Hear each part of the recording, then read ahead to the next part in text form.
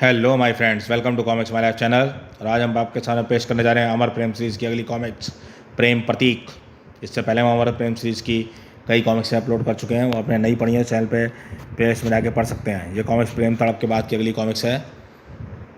Channel पर first time आए, channel को सब्सक्राइब कीजिए ऐसे औसम कॉमिक्सों के लिए। तो चलिए शुरू करते हैं शानदार कॉमिक्स प्रेम प्रतीक।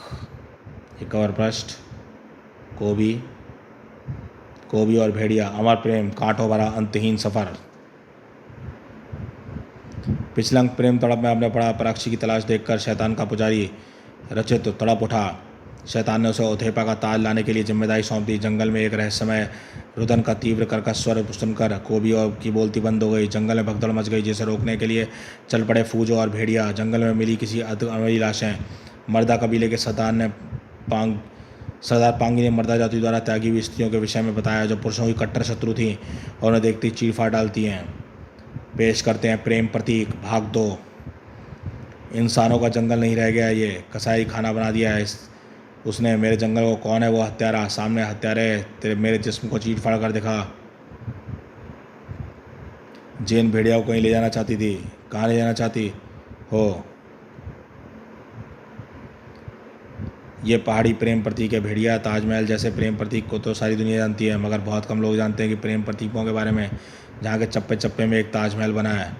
देखो इन 5000 सीढ़ियों को।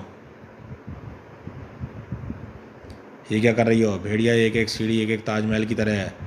लोग मंदिरों की तरह सीढ़ियों पर इस तरह स्पर्श करते हैं। ये सच है कि यहाँ कोई मंदिर नहीं है, लेकिन प्यार के पुजारियों के लिए ये जगह किसी मंदिर से कम नहीं आओ। तुमने कांजीरंगा का नाम सुना होगा। हाँ, आसाम के जंगलों को कांजीरंगा का जंगल भी कहते हैं। नहीं भेड़िया, इस जंगल का नाम कांजीरंगा क्यों पड़ा, यह मैं तुम्हें बताती हूँ। कांजी और रंगा ये दोनों एक दूसरे से बेइंतहा प्यार करते थे।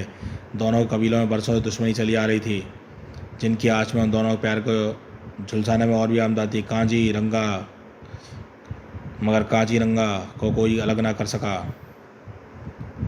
दोनों शैतान पहाड़ी नामक स्थान पर गए। आज यहाँ में कोई नहीं आएगा, क्योंकि हर कोई मौत की इस पहाड़ी पर चढ़ने से डरता है।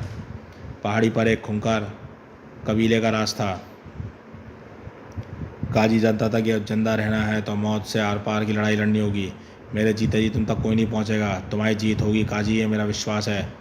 काजी की विशेष विजेता की लड़ रहा। उसने रंगा के प्यार को अपना शस्त्र बनाया था। तुम्हारी जीत होगी काजी, तुम्हारी जीत होगी। तुम्हारा प्यार साथ है तो हार का प्रश्न ही नहीं उठता।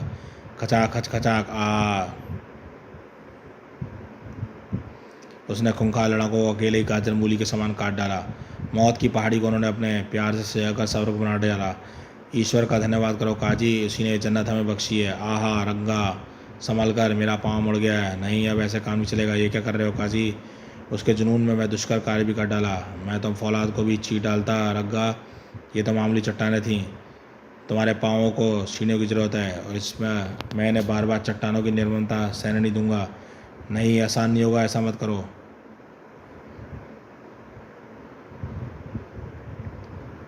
और उसके जुनून ने दुष्कर कागड़ लाया। ये फौलाद को भी चीर डालता रंगा। ये मामूली चट्टानें थीं। और रंगा कांची के प्रेम में विभूत हो गया। प्रेम की प्रतीक है सीढ़ियाँ, जो अपने हाथों पर जख्म खाकर तुमने मेरे लिए बनाई हैं। ईश्वर ने मेरी विनती की है मैं तुम्हारी बाहों में दम तोड़ूं, मगर इस मामले में बदनसीब निकली रंगा। 65 साल की उम्र में काजी की मौत में हो गई भेड़िया, और काजी की याद में रंगा ने जल्दी दम तोड़ दिया। इस प्रकार प्रेम के साथ ही अमर हो गई ये जगह, यहाँ का चप्पा चप्पा।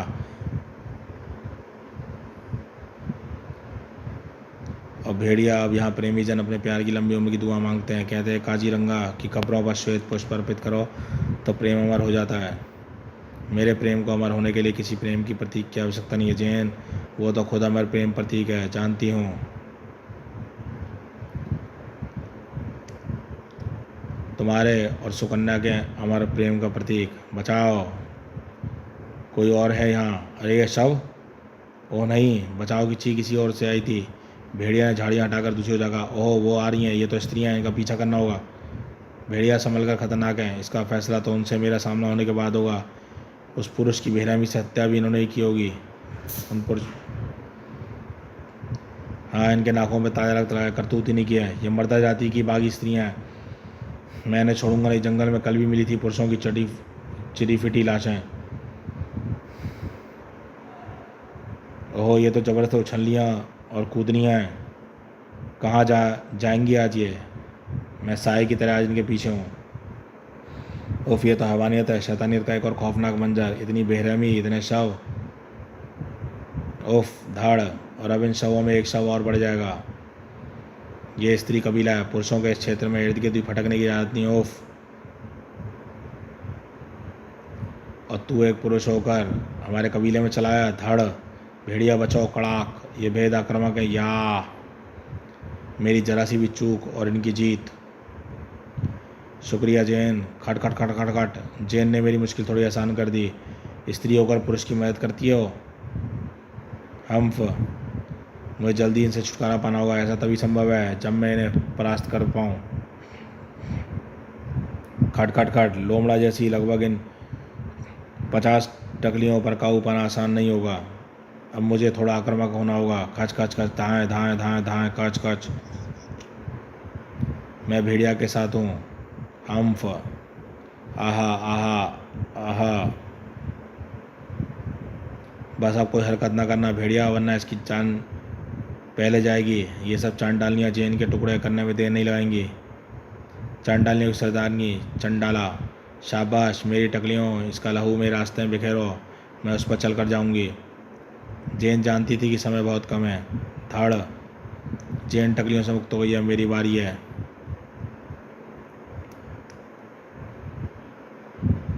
इन टकलियों को मैं इतना समय भी नहीं दूंगा कि धड़ धड़ धाड़ बेहोशी से पूर्वी दूसरी सांस भी भर पाएँ। मार दो। मेरे पाँव उनके खून पर चलने को बेसब्र हो रहे हैं। ठट खट खट। साए साए। स्त्री अगर जननी है तो पुरुष उस जन्म का आधार। तुम्हें पुरुषों के प्रति अपनी हिंसक धारणा को बदलना होगा। हाँ, मिटाना होगा शत्रुता को। हाँ, क्योंकि शत्रुता से कभी किसी का भला नहीं किया। अपनी इन टकलियों के साथ तुम ये बात अच्छी से समझ लो। पुरुषों से हमारी सांप और नेवले जैसी शत्रुता रहेगी, और ये बात तुम अच्छी तरह समझ लो।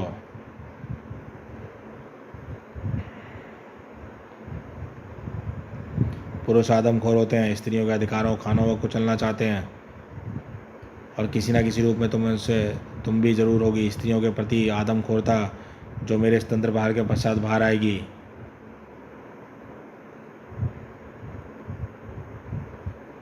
सुकन्या।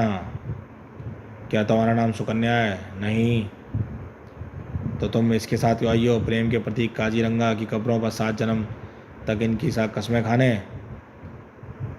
जैन की बिछाई की जंग पे हंसी टकलियाँ। हा। उसे अपने हर रोज़ सुकन्या दिखाई पड़ रही होगी। सुकन्या तुम कहाँ हो? देखो कौन बसी है उसके हृदय में। उसे हर और मोर सुकन्या ही दिखाई पड़ रही है। सुकन्या सुकन्या कहाँ हो तुम? यही है पुरुषों की आदमखोरता है। इसलिए पुरुषों से हमारी शत्रुता कभी ख़त्म नहीं होगी। हाँ, ख़त्म होगी, मगर पुरुषों की मौत के साथ नहीं। उस पर प्रहार मत करना। ठहरो, रुको, उसे मत मारो। तुम कौन हो और यहाँ कैसे आ गई? मेरा नाम मसावा है। मैंने भेड़िया और जैन को इधर आते देखा था। भेड़िया आदमखोर नहीं है, ये रक्षक है मेरा सुई का, सबका, पूरे जंगल का। तो जाओ, ले जाओ इसको। जाओ, पड़ा होगा वो नीचे कहीं। अपने प्रेम ले जाओ, अपने प्रेम के शव को समझा देना। स्त्री कबीले में मर्दों का प्रवेश वर्जित है। कोई पुरुष इस होना है, अन्यथा हम उसे सूली पर टांग देती हैं। भेड़िया, हम अपने शिकार को लाशों की भी यहाँ चट्टानों में दफन कर देते हैं। तुमने उस क्षेत्र से भारी जिंदा फेंक दिया। हाँ, क्योंकि उसकी जान की सलामती मांगने वाली वो नन्ही बच्ची मर्दा जाति की थी। मर्दा जाति की स्त्रियों की आंखों के खास भूरे रंग और पुतली को मैं अच्छी तरह पहचानती हूँ। भेड़िया जैसे नींद से जागा। मैं यहाँ कैसे आ गया? मैं तो स्त्री कबीलों की खूंखार टकलियों से मुकाबला कर रहा था। उन्होंने मुझे पहाड़ियों से नीचे फेंक दिया था। फूजो बाबा की कोशिशों से तुम्हें 2 दिन बाद होश आया है। तुम्हारे सिर पर चोट आई थी, और फिर जैन बता रही थी कि तुम तंत्र प्रभाव के प्रभाव में थी। तुम्हारी इच्छा शक्ति भी सुख थी, इस कारण तुम्हें ठीक होने में थोड़ा वक्त लग गया, मगर अब ठीक हूँ। स्त्री कबीले की खूंखार टकलियों को सबक सिखाना है मुझे। जंगल में जो आतंक उन्होंने मचाया है, मैं उन्हें उनका जवाब दूंगा। जंगल में लटके मिले पुरुषों के शव वाली घटना भी स्त्री कबीले की टकलियों का कोई हाथ नहीं है भेड़िया, क्योंकि टकलियों को खुद कहना है कि उसके प्रेम क्षेत्र में पुरुषों के लिए प्रवेश वर्जित है। यदि कोई ऐसी हिंसाएं करेगा तो वो सूली पर चढ़ा दिया जाएगा।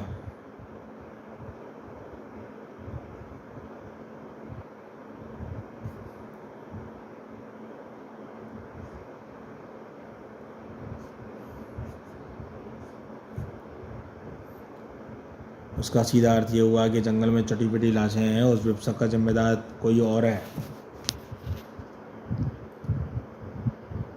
यदि उनके क्षेत्र में प्रतिबंधित घोषित कर दिया है तो खूंखार टकलियाँ हमारे लिए भविष्य में कोई मुसीबत नहीं बनने वाली। हमें अपना ध्यान उनसे हटा लेना चाहिए, क्योंकि अभी इस पूरे जंगल में ऐसे बहुत से खूंखार हिंसक कबीले हैं जहाँ पर जाना प्रतिबंधित है। वहाँ के कबीलाइयों से जान का हमेशा खतरा होता है और ऐसे कबीलों को ख़त्म नहीं कर सकते। चेन ठीक कहती है भेड़िया। मेरे जासूस पशु पक्षियों ने जंगल में किसी विकराल आकृति का साया देखा है, मगर ये उसकी गंध को नहीं पा सके हैं। उसी बीच कई लोग चिरफटे उल्टे टंगे पाए गए। क्री क्री क्री वो को भी पेड़ पर उल्टा लटका किसकी गंध पाने की चेष्टा कर रहा था। वो क्या था? किसकी आवाज़ थी? 3 दिनों से लटका हूँ। मेरी भेड़िया फौज के हरामखोर अभी भी उस आवाज़ का रहस्य का पता नहीं लगा पाए। जंगली कबीले के लोग भी उस रहस्य का पता लगाने की चेष्टा करते हैं। अरे वो देखो, ये उल्टा कौन लटका है? जंगल में कोई दरिंदा लोगों को मारकर उल्टा टांग रहा है। अरे ये तो कोबी है। उसी दरिंदे ने कोबी को भी चीर फाड़ कर उल्टा टांग दिया। कोबी मर गया। कोबी मारा गया। कोबी मारा गया। तो फिर मैं कौन हूँ? कोबी तुम? दरिंदे ने मुझे चीर फाड़ कर उल्टा टांग दिया है। हाँ कोबी, हमसे तो देखा भी नहीं जा रहा था। तुम्हारे शरीर पर खून लगा देख हम समझे थे कि तुमसे देखा नहीं जा रहा, तो तुम्हारी आंखें बंद कर देता हूँ। कम वक्तों, मैं पेड़ से उल्टा लटक कर योग साधना कर रहा था और तुमने मुझे चिरफटा समझ लिया। कम वक्तों, खून तो शिकार का लगा था मेरे शरीर पर। हाँ नहीं, हमसे भूल हो गई, हमें छोड़ दो कोबी। हाँ उन्हें छोड़ दो। हम तो तुम्हें ही ढूंढ रहे थे, ये बताने के लिए कि कोई शहरी भेड़िया के किले को ढूंढ रहा है, और वो भेड़िया के किले को शहरी। बाकी हमें बताने दो। छल्लू छल्लू कोबी, हमारा गला तो छोड़ो। ठीक है। हाँ कोबी, वो खुद को जैन का मंगेतर बता रहा था। मंगेतर? जैन का मंगेतर? क्या बोला तेरा साथी? क्या बोल रहा था? धाड़। और तू भी यही बोल रहा था, धाड़ धाड़। और उन तीनों ने बोलने में देर लगाई। तू जल्दी बता। अरे इन चारों को तो बोलने से पहले ही बोलती बंद हो गई। चले आओ मेरे भेड़िया फौज के कम बखत मारो भेड़ियों। मुँह क्या देख रहे हो कम बखत? जाओ जंगल में चारों तरफ फैल जाओ और ढूंढ कर बताओ मुझे उस हरामखोर आदमी का। बताओ जंगल में भेड़िया के किले का पता पूछ रहा है और खुद को मेरी पत्नी का मंगेतर बताता है। धाड़ वुफ वुफ। मेरे नाखून में चल रहे हैं उसको चीर फाड़ डालने के लिए, उल्टा टांगने के लिए। जाओ जल्दी जाओ। वफ वफ वफ वफ वफ। हटो, होश्त होश्त यहाँ से। जाएगा तू धाड़ हम अपनी जान से। ओ माई गॉड, हु आर यू? ओह, इसे कैसे पता चला कि मैं हु की आवाज़ से घबराया हूँ? इस आवाज़ से मेरी टांगें काँप गई थी और मैं अपने भेड़िए के सामने लड़खड़ाया था, इसलिए 3 दिनों से पेड़ पर उल्टा लगा था ताकि दोबारा मेरी टांग ना काँपे। लेकिन ये रहस्य किसी को बताने के लिए जिंदा तो बचने वाला नहीं है। भेड़िया का पता तू ही पूछ रहा था ना? चेन का मंगेतर तू ही है ना? हाँ, पर तुम कौन हो? कोबी, चेन का पति। क्या? ऑफ। जाओ उसे अपना भोजन बनाओ, एक भी हड्डी साबुत मत छोड़ना। वफ वफ। ठहरो, ये मेरा मेहमान है कोबी। कर कर। इसे अपनी मौत मेरे हाथों बुलाई है। ये खुद को तुम्हारा मंगेतर बताकर भेड़िया के किले के बारे में पूछ रहा था। ये अपने आप को मेरा मेहमान बता रहा होगा, पर वो जंगल के लोग तो मंगेतर कह रहे थे। सुनने में भ्रम हुआ होगा। अब तुम जाओ कोबी। कमाल है, मेहमान को मंगेतर सुन लिया। खड़े क्या हो राम को? अब जाते क्यों नहीं? और जिन्होंने मुझे खबर दी है वो कहीं पर मिल जाए तो ज़रूर बताना। जैन, ये आदमी भेड़िया ये मेरा मेहमान है, मेरा पूर्व मंगेतर भी। जैन, ये सब क्या है? और ये तुम कहाँ जंगल में जंगलियों के साथ रहने लगी हो? ये जगह तुम्हारे लिए है, मगर मैं ऐसा ही समझ बैठी थी। कभी कभी कोई किसी के कांटों को भी अपनाता है, जिसे अपना समझा और उसे भी जख्म खाता है।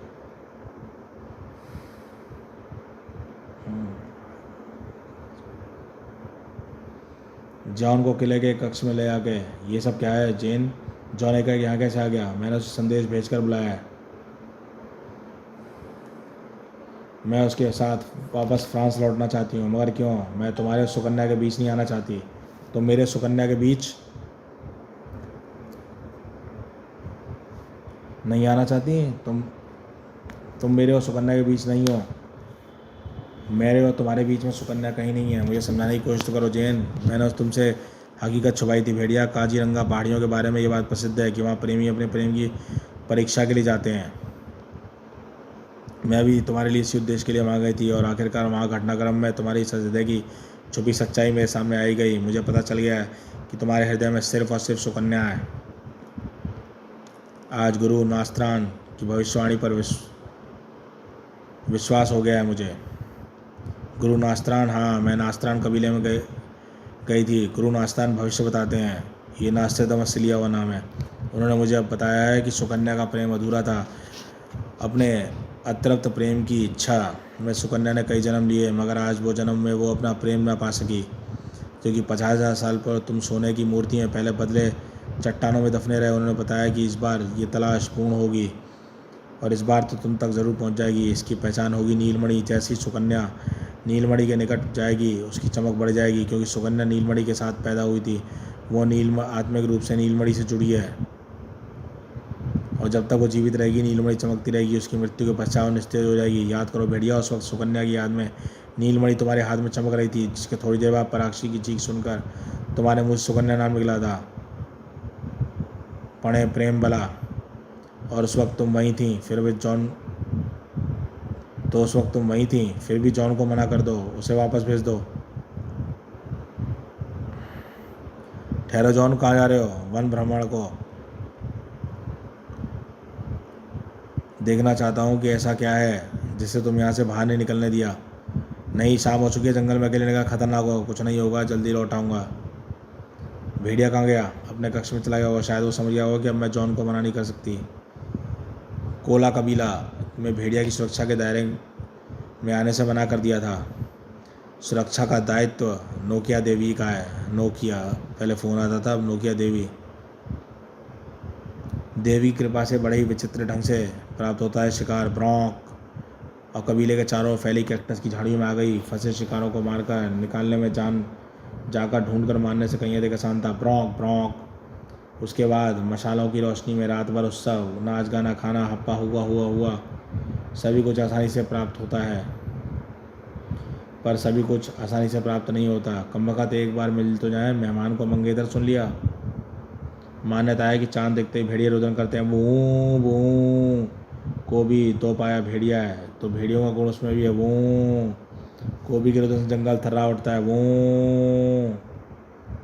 मगर ये किसके रुदन से वातावरण खौफ फैल गया। व्रूम, चढ़ चढ़। कोबी की आवाज़ एक बार फिर गले से घुट गई। अबे कौन है बे? हाँ, अभी क्या है? धत तेरे की, ये तो मेरी पूँछ है। मगर एक कमत पूँछ पीछे से आगे कैसे आ गई? अब इसे तो तुम दबाना कहते हैं। अबे कोबी तेरी तो तुम दब गई और भेड़िए देख रहे हैं, ये समझ रहे होंगे मैं डर गया। अबे लांती, निकल ले यहाँ से। रुदन इतना शक्तिशाली था कि कोला कबीले में हड़कंप मच गया। उफ, ये रुदन था या कोई तूफान? रुदन थमा नहीं था। स्क्रीच, आहा, खचाक।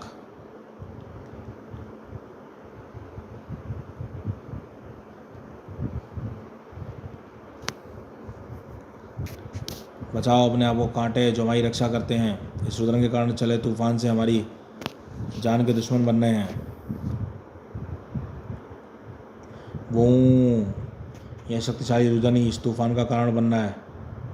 खचखचाक, ये कोई बला है। देवी की शरण में आओ। आहा, सुई जानता था कि उसे किसकी शरण में जाना चाहिए। उफ, नगाड़ा तो काफ़ी ऊंचाई पर अटका है। मैं तो इतनी ऊंचाई तक नहीं चढ़ सकता स्क्रीच, पर इसे हासिल करना ज़रूरी है। उफ, आहा, मुझे नगाड़े तक पहुंचना ही होगा। ये कोशिश करनी होगी मैं कोई बचा है। सुई, तू क्या कर रहा है? वहाँ कहाँ जा रहा है? मैं नगाड़े तक आ पहुँचा हूँ। आज इसके आसपास कोई नहीं फटका था। डर मौत का ही था, और आज मौत चप्पे चप्पे फैली थी। आज मौत का डर मिटा देता। ढम ढमाडम ढम ढम ढम ढमाडम ढम ढम। नगाड़ा संदेश भेड़िया तक आ पहुँचा। इस तीव्र रुदन के कारण फिर से मची भगदड़। कोया फूजो बाबा संभाल लें, सुई का कबीला संकट में है। सुई मुझे नगाड़ा संदेश भेजकर बुला रहा है। कोला कबीले मौत का आतंक बच गया। देवी नौकिया मदद। सुई बाछे खिल गई। गुरुराज भाटी की सिकाई बच गया का प्रयोग मुझे इन कांटों की चुभन से घायल होने से बचाए हुए है। बचो खच्च, भेड़िया पूरा कबीला संकट में है। अपनी ढालों का प्रयोग करो, एक छस्सी बनाते हुए इन ओट में छुप जाओ। धड़ धड़ धड़ धड़ धड़। भेड़िया कहने पे सुई की ओट में चला गया। धड़ धड़। वो रुदन के स्वरीय तबाही आ रहे हैं, मगर घने अंधकार और चारों तरफ फैले कैक्टस के कारण रुदन करने वाला दिखाई नहीं पड़ रहा। वो आखिर कौन है? ढूंढना होगा उसे। यहाँ रुदन का स्वर जो भी तीव्र है, मुझे लगता है जो कोई भी आसपास ही है। रुदन और तीव्र क्या? वो ये कानों के पर्दे फाड़े दे रहा है। सावधान रहना होगा मुझे, एकदम सावधान। फिलहाल मुझे नहीं दिख रहा, शायद वो मुझे देख पा रहा हो। स्क्रीच। रुदन का दिशा का अनुमान लग रहा है। ओहो, वैस आया। यही है वो। उफ, कौन है शैतान? पूरे जंगल में खलबली मचा दी है इसने। कई मौतों का जिम्मेदार है ये। अब इसे अपनी आंखों से ओझल नहीं होने दूंगा, बल्कि अब इसे इस दुनिया से ही ओझल होगा। दुनिया से ही ओझल होगा। जेन जंगल में रुकेगी या जॉन के साथ जाएगी? प्रेम रत्न, अमर प्रेम, कांटों भरा अंतहीन सफ़र जारी रहेगा। कांटों भरा अंतहीन सफ़र। दोस्तों, ये शानदार कॉमिक्स प्रेम प्रतीक यहीं पे समाप्त होती है। मिलेंगे इसकी अगली कॉमिक्स प्रेम रत्न में। तो देखते रहिए कॉमिक्स माय लाइफ चैनल। चल रही है शानदार सीरीज अमर प्रेम।